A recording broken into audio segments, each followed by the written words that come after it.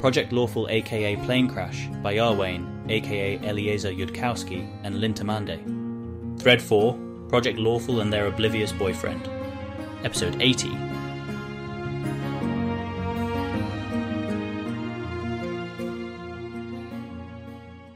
It is not a long wait. When Prince Merenre walks in, the woman kneels. He is a man of average height, slightly balding, with a distinctly ruddy complexion which one wouldn't expect on one with his Garandi bronze skin.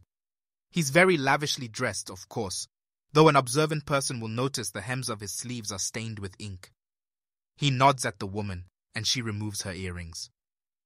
Darina, after some previous unfortunate life experiences, will wait to be addressed before speaking. She does not fail to notice the ink-stained sleeve hems. It is a good sign. For reasons of secrecy, I was told almost nothing of why I'm called here, he says, and sits. At another gesture from him, the woman sits as well, at an angle such that she can barely see them. I take it there's some urgency. Will our words be heard by the two of us alone now? I strongly believe so, and have never to my knowledge been wrong on that within the walls of this palace. It is said that gods can scry the dome if determined enough, but not any man, any mortal. I am Darina, dispatched to this errand by a vision sent of Irori. On request, I am given to understand, of Abadar. For purposes of my being very sure that I am in the right place and speaking to the right person, I must convey to you a warning whose understanding is a test. Irori is a god. My being here is therefore the result of a god's intervention. All the information I have for you, if you act on it, will mean that act stems from a god's intervention. Not only my god, but also yours. I would have you riddle to me the true meaning of this warning. It can't inspire any action in the interdiction zone, he says immediately. This office, and that above me, have a policy of ordering none anyway, that Abadar may speak with us more freely. Aye. And to speak truly freely, can you tell me the name of the goddess whose purpose is hidden? Otolmens, whose interdiction we speak of. He folds his arms, looking suddenly tired. The tiredness is also reassuring.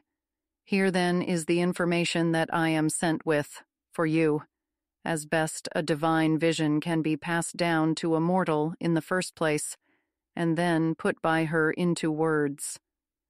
There is a cleric of Abadar who should not be where he is, striving to overcome his own displacement. Looking about that cleric, Irori found that one woman there had set her foot upon the way from hearing him speak. I do not know what it was that woman heard. For my own part, I would give much to meet her or this cleric, and ask whatever it was she heard. It was enough for Irori to take great interest and to act to ensure that the woman not be hindered along her own way. I am not sure, but I would guess, perhaps guided by vision, that this would probably involve a new bargain or old compact or favor called with hell, which would allow her to leave Cheliax in time and without her being required to sell them her soul. There's more, but she'll pause if Merenre is, for example, writing this down or asking questions. He's writing it down. He's not yet asking questions. When he stops writing, she will continue in speaking. When next Irori looked upon this woman, she was in pain and utmost terror, far from her teacher, and with a being of power and evil about her, believing herself to stand in danger of her eternity being taken from her. Not damned, but lost entirely. With everything she was, she strove to avoid that fate, without hope, and yet harder than most mortals ever strive for anything in all their lives. Irori feared that he had been responsible for that, and so I am not sure here. He did something to her, to try to save her from her worst fate. I think he was trying to convey to me that it should not have been an intervention that would affect the interdiction zone, because she was due to be, lost, somehow, thrown away. But now Irori would be able to undo that loss, eventually.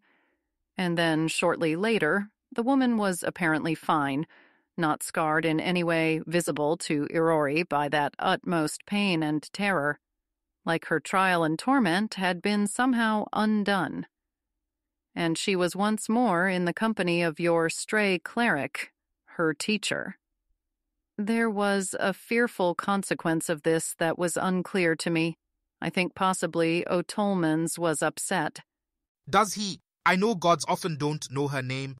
If Irori knows, it cannot be said to me through the bond we share. The woman's name is not a meaningful thing within her way. It is nothing to any trial she has undergone or path she has walked. If her name was elsewise, her way would be the same. To be clear, that last was my own answer and not Irori's. I understand. I will explain my question further and what other methods might answer it when you've finished then. The woman is, however, known to you because of a compact upon her soul. It was painful for Irori to convey that much to me. It is a concept of Abadar's and not Irori's, but it is how she is already known to you. That is all that I know to say, that I have already put into words. Aha, thank you. Carissa Siva, her name is, and our cleric signed his, is it a he, to the compact as Keltham. Yes, I believe that much was made clear to me now that you point that out. That Keltham is male is then important to either his way or that of Carissa Sivar's, and likewise that she is female. The Prince of Osirian looks utterly unsurprised by that being important to someone's way. Cheliax handed him a bunch of girls, we think. There are some obvious possible explanations. Go on. I have reached the end of what I know how to say. Possibly not the questions I could answer, if you can find some question that is about their ways and how they walk them, which proves to be in the knowledge I was given. Would you like a summary of what we know and what we are seeking to know, in case it inspires some further clarification or is useful to you in its own right? I have little personal stake in all these matters, beyond my desire to complete Irori's errand, and my curiosity as to whatever teaching so inspired Carissa Sevar, if there is any way for me to learn more of that. I might hear out that summary in order to complete Irori's errand, as thoroughly as may be done, but not if it confines me to Osirian thereafter. He nods.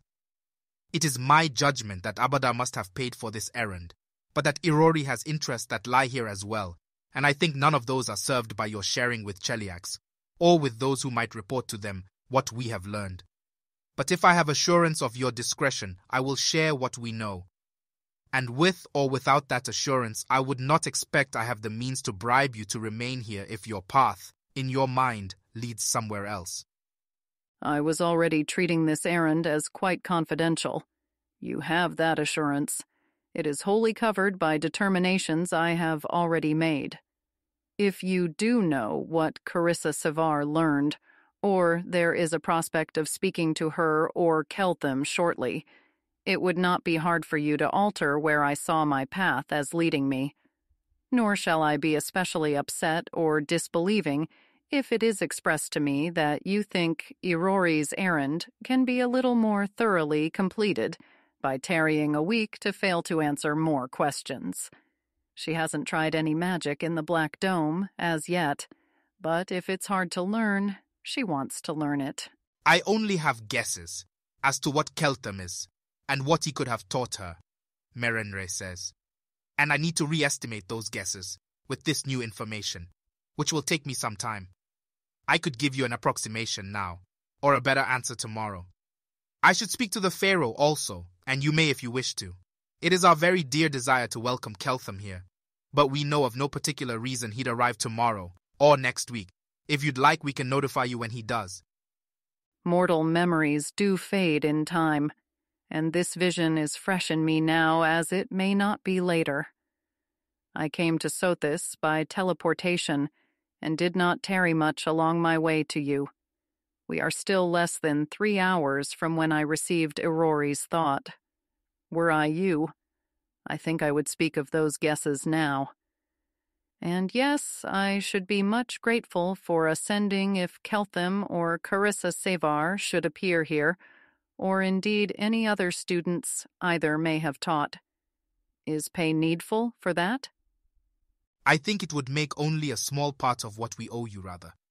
Our primary theories of Keltham are either that he discovered some trove of knowledge on his own initiative, or that he came here from another world or another time where or when such knowledge is commonplace, and that the knowledge includes much of the secrets the gods are forbidden from speaking of, to mortals or even to their own followers.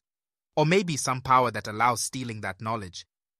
Getting copies of books that are destroyed, for example. Or books from the first vault, or books from another world or another time.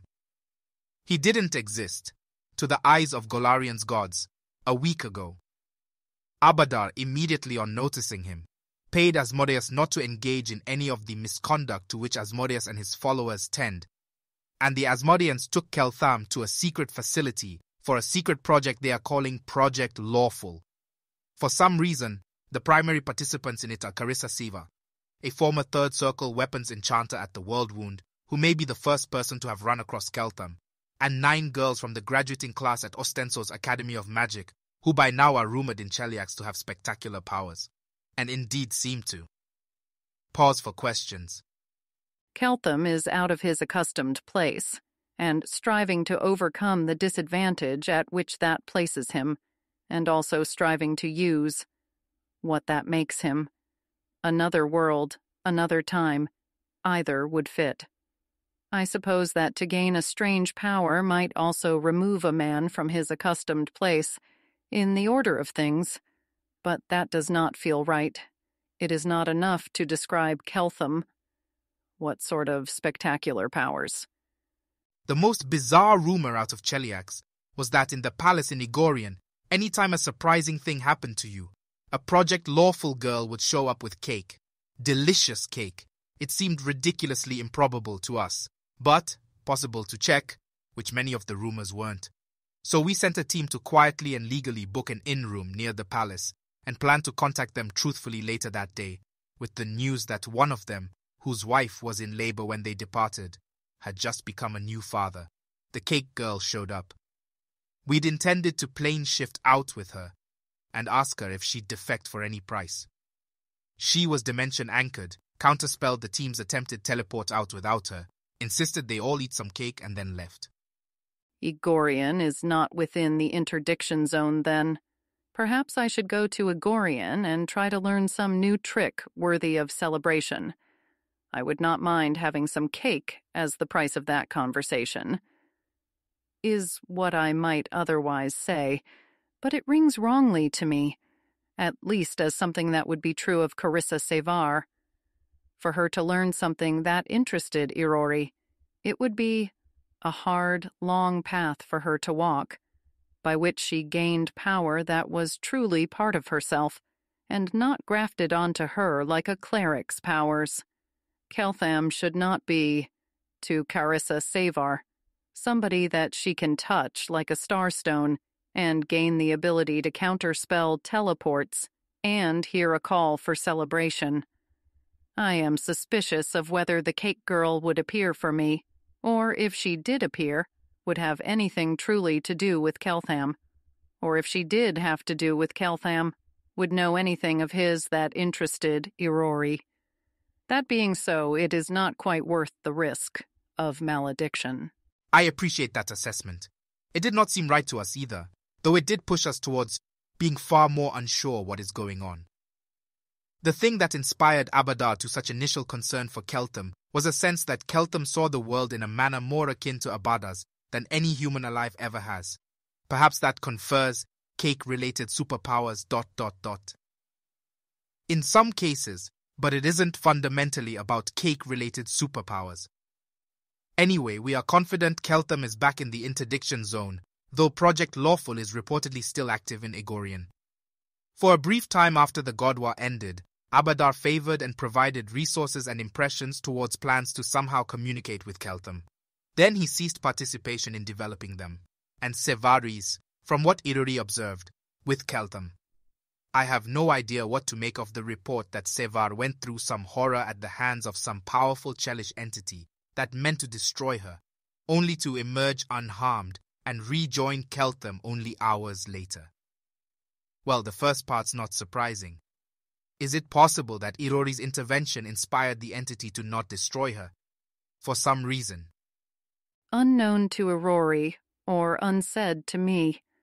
I think Irori is not puzzled only by Sevar's unexpected survival, but that she also does not bear the expected soul scars that she should have needed to overcome in order to continue on her way. He frowns at his notes, scribbles some things. They made her forget it. Or it was a test and she approved of being so tested. Or they possess very fine control of the scars they leave on a mind, and weren't aiming for those. Or it's a Project Lawful superpower, or something I'm not thinking of. If I were going to make up my own answers, I'd guess that Keltham is out of his time, and a future worshipper of Abadar as he will then become known, perhaps with some knowledge of Irori's teachings likewise from that time. Or no, I have said a foolish and over-worshipful thing, not Irori's teachings. The teachings from however many have by then ascended. There should be some fair number such, if their teachings are less fragmented and over-narrowed than those we have of only Irori. If there is still something time-twisted about Keltham, it might explain Sevar's survival with too little harm. It might explain how the cake girl knew where to find your emissaries. To be clear, this does not feel at all like something that was told or hidden within my vision. Whether it would have been within my vision, if it were true, I can't guess. If he's out of his time, then he ought to know what Cheliax is. And we think he's deceived, unless hell is defeated utterly by then, which would surprise me, I suppose. Oh, it would not surprise me in the least to hear that today's Cheliax is little remembered in 5,000 years. They have been around for only 70. And even Nidal, which has more centuries than every of their years, is now falling at last. That he is signing compacts upon compacts for her soul, on the other hand, you would think would be more of a tip-off. Why do you believe him deceived? Cheliax could offer much to a man out of his time if he had almost anything left in the way of worldly desire at all. We could offer most of the same without him going to hell about it. And one with valuable knowledge would not go to the Church of Asmodeus to negotiate compacts for its sale, not if Asmodeus is remembered at all in their time. And Abada thinks that Keltham does not yet know the names his god is called, or anyone he could contact with sending for further questions. My current best guess about the girls is that they were part of Cheliax's offer to him, but an offer that I think must have been accompanied by some deception. I cannot see hell defeated utterly, no, not in 5,000 years. I can imagine Asmodeus forced to renegotiate the way he treats with mortals not aligned to him. If 100 or 1,000 ascended joined with Irori to enforce that on Asmodeus. Perhaps Keltham grew up too ignorant of his time's history to realize what it meant to treat with Asmodeus in the days before his days. This does leave the question of why Keltham would not know Abadar's name. She hopes on behalf of her hosts that nothing unfortunate happened to him, but Darina herself will not mourn overmuch if it was so. I can imagine it, says Merendra, but he sounds slightly dissatisfied. I'm not sure it much reduces my confusion. The things rumored of Sevar are that she is not a third circle wizard at all, that she is the discoverer of Keltham, that she is running the whole of Project Lawful, that she is a princess of hell and devils die for speaking her name. Carissa Sevar is growing at her own pace, and what she has already attained out of wizardry, if that was previously her path, she will not abandon so lightly. Whether she discovered Keltham, I cannot say. Running all of Project Lawful, I cannot say. Princess of Hell seems quite unlikely. I think Irori would notice and be able to say something about that. He nods, scribbles. The compact on her soul permits Keltham to buy it for 500,000 gold pieces, which is a sum almost no one alive commands. We aren't sure what to make of it. All right. Now I like them. Possibly as a couple, depending on who had which parts of that idea. You think it's about ambition, setting herself a price that he alone in the world could possibly obtain, if he makes a great deal of progress in his aim of selling all the knowledge of his own time. I cannot speak for what it means to a cleric of Abadar, but it's an obvious guess for what it might mean to a woman of Irori. Or perhaps the huge price reflects some equally huge desperation. I speak not from within vision here. Does Siva know she cannot be forced to sell her soul? Ah, no, she might not. Probably would not. It is not the sort of thing Irori would tell her, even if Irori had a way to make himself clear about it. Irori would not urge her out of Cheliax, only try to ensure that her own steps could carry her out in time, if that was where her way led. So perhaps she has started hoping to escape hell. Not a safe thing to hope in Cheliax, and made arrangements with Keltham that are not threatening to Cheliax as they look so unlikely. Or perhaps it is meant as communication with Abadar, who can see compacts when they are properly done in the spirit of transparent trade. Of such things I cannot say. I would wish them the best of luck in their plotting, but my wishes would be corrupted by the desire that they be anywhere outside the interdiction zone, so I can happen to wander by in search of enlightenment.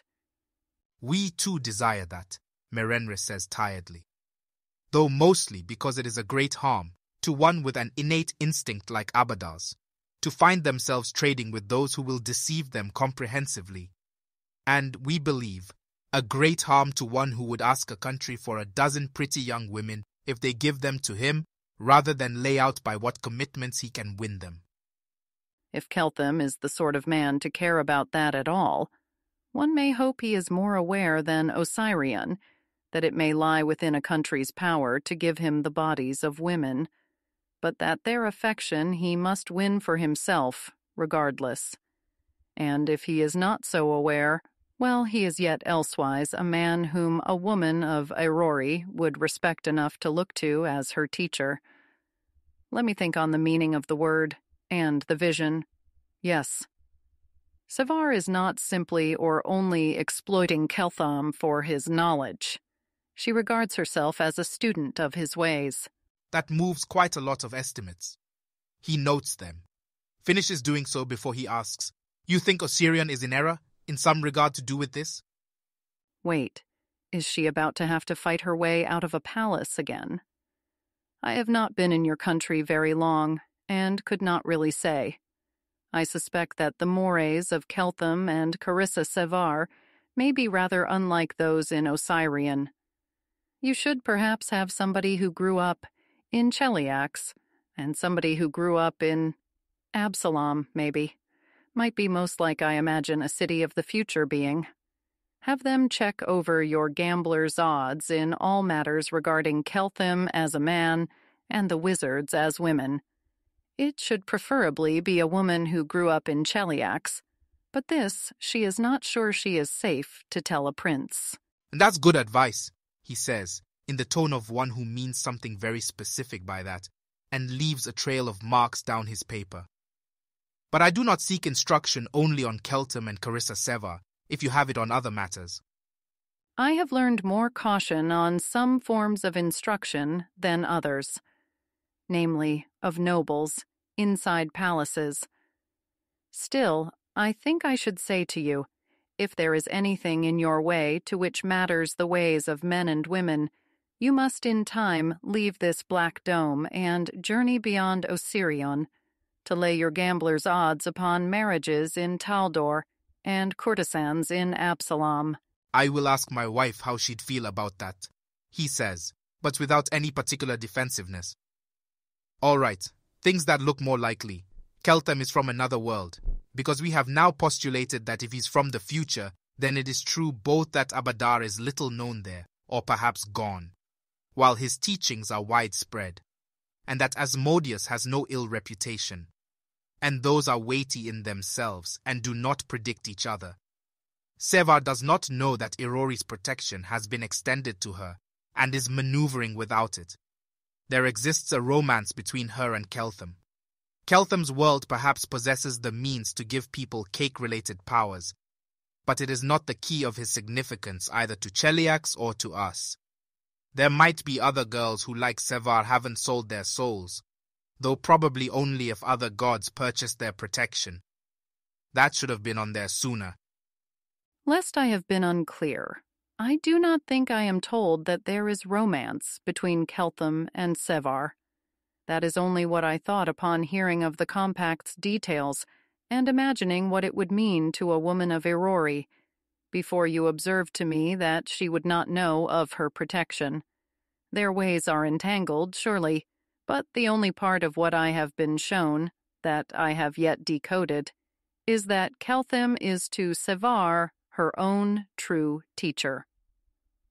This whole matter sounds like there might be quite the convocation of gods and mortals, if they all ever get the chance to sit down and settle matters over cake. I should like to be in the room where it happens, if it happens. I apologize. I understood you. But the branch of possibilities where there exists a romance grew greatly from what you said and observed. What you said of what the compact might mean, and that you said that she looks to him as a teacher, and shifts downstream of my growing confidence. Cheliax gave him the girls as part of an effort to entice him to stay in Cheliax, which itself is accumulating because we lost a great deal of credence in theories where he was like a mini starstone, or has a transmissible superpower, or discovered some clever magic trick. Most people do not learn much from seeing all the odds move together, but I can show you if you think you might. I, too, apologize, then. If your way is one that Irori can speak of so clearly to me, then it is worth a day of my pursuit, at least. Show me your revised book when the new odds are ready, and I shall bet most of the money that I carry with me, and then afterwards you may instruct me on my follies. Such would be my own guess at how I may best learn. Though, also to be clear, I expect that Abadar has paid Irori for this service in full, and you owe me no such instruction. I expect he has. But the right way for this is not for me to practice it alone in my office. It is for 100 human minds to think on it from 100 angles, and the truth to be its own teacher. And I would be delighted to have you try it. He stands, gathers his books, remembers halfway to the door. I'll have someone prepare a room for you, and you should ask of them whatever else you may require. I am interested also in the way of magic inside the Black Dome, for I can manage a cantrip or two of my own, at least. I should like to be able to leave the Black Dome and return to it, that I may have a look about the academies I saw in Suthis. And forgive me, but if it is possible, I should prefer a simpler room beyond this palace, even if within the dome. She doesn't actually have a positive dislike of fancy bedrooms, but it makes a good cover for her acquired palatiophobia. Darina is feeling better about this journey now than she was when she walked into this fancy meeting room. There were no fights along his way here, no obvious tests of her skill, other than the teleport to come here swiftly and having a few coins about herself. Now, however, she is feeling more like her real self has been well suited to Irori's errand, and justly deserving of more than trivial reward for trivial effort. There may have been no fell monster to slay along the way, but Darina does suspect that not many who communed with Irori could have thus focused and looked within themselves and inquired and drawn out subtleties of that vision. It is a relief, in a sense, but also an instruction in her folly, for she should have known all along that it would be so. If this task would have been a challenge suitable to some Irorian only with wealth enough to buy teleports, and not much else needful about them. Irori would have given it to one such, who would have needed to exercise more effort along his way, and learned something more from walking it. PL timestamp day 6, morning. The morning mail arrives on the Project Lawful site, possibly now named Dragon Fort. Carissa Sivar finally receives a certain lightly enchanted dagger, suitable for a county's heiress to stab anyone who commented on her appearance. It was supposed to arrive a few evenings earlier, but there was that whole Nidal attack. Asmodia is called over to the True Temple to discuss some minor security matter having to do with her family's relocation. Keltham, now refreshed by sleep and food, realizes that he's been an idiot. Kind of a massive idiot, actually. He owes some people an apology. Carissa gets word of this and is confused, honestly, which is the feeling she least likes having around Keltham. I'll go find him. He can be found in one of the High Priestess's auxiliary offices, since that would be the appropriate venue for forwarding a Carissa-approved apology. So I've now realized exactly how clearly I wasn't thinking yesterday, and this would, in Dathilan, be considered an appropriate time for a girlfriend to whap her boyfriend if she deemed that necessary or simply pleasant. Oh, okay, that's one of the best possible possibilities. She can feel some terror of what Keltham is up to now draining out of her. She offers a hug wordlessly. He'll hold off on deciding to feel comforted about that until he's actually apologized. Right, so remember why I started thinking, way back, that there might be a hidden cleric of Zon Kuthon somewhere in the villa. Because of the thing you couldn't explain to me because it had too many prerequisites. Because we thought that Ione's prophecy might have triggered the attack, and that Zon Kuthon had eyes on that. But not eyes on me, which is why they didn't know to look for me outside the villa. Right. Oh, so, once all the girls who were in the villa were cleared... It couldn't possibly have been you, Pilar, or the security who was with us. Well, no one else thought of that either. Yeah, because I told everyone it involved mysterious, inexplicable, trope-based reasoning, and everyone gave up on questioning it. What is the Dathilani evil answer here? It was a silly mistake. If I'd believed you incapable of those, I guess I'd be changing my mind. I notice you haven't hit me for any of my silly mistakes. Nothing's coming to mind that you've done, which is that silly. Keltham leans into her a bit, though. I at least need to inform Jacint of the update security-wise. In the increasingly incredibly unlikely-seeming eventuality that there's a trope in play, we could somehow have missed a Zon Kuthon stealth cleric among one of the other girls present by Ione. Not you, not Pilar. How much of an apology is it to her in Governance? How do I give an apology like that in Cheliax? What a good question. It's not an apology to a superior, which she knows how to give. Straightforward, precise, not earning further punishment by being extra trouble to correct. Apologies to trade partners aren't a thing. If they didn't notice the mistake that speaks poorly of them, it's not on you. She can't say that. I'd just tell her what you believe now and that you think this should have been possible to catch sooner and are willing to repay expenditures that happened because you didn't catch it sooner? If you are. Once you start making money, obviously, not now. Ow. Still his own fault for it. He'll go make that apology now then. Subirax receives this apology graciously and with perfect bluff asks Keltham to send in Sivar a few minutes after he's done for more post-queen checkup. She needs to compose a quick report to the Grand High Priestess first about this and shoos him out. Subirax then silences her office and screams at the top of her lungs for half a minute, after which she feels only slightly better. Part of her is wondering if now rechecking Sevar would show that she is not anymore a hidden cleric. What this means about Keltham and tropes, Subirax can't begin to guess. She gives up. She has nothing to do except compose a report to Rugaton and await instruction. Subirax already sent off a report last night about the actually fairly alarming contents of Sevar's thought transcript, and was instructed in return that she should probably treat the continuing growth of Sevar's and Keltham's feelings as an unalterable fact of reality, and try to arrange so that all roads leading there must inevitably lead Keltham to Asmodeus and Sevar away from Irori, which is not the most operationalizable advice she's ever received.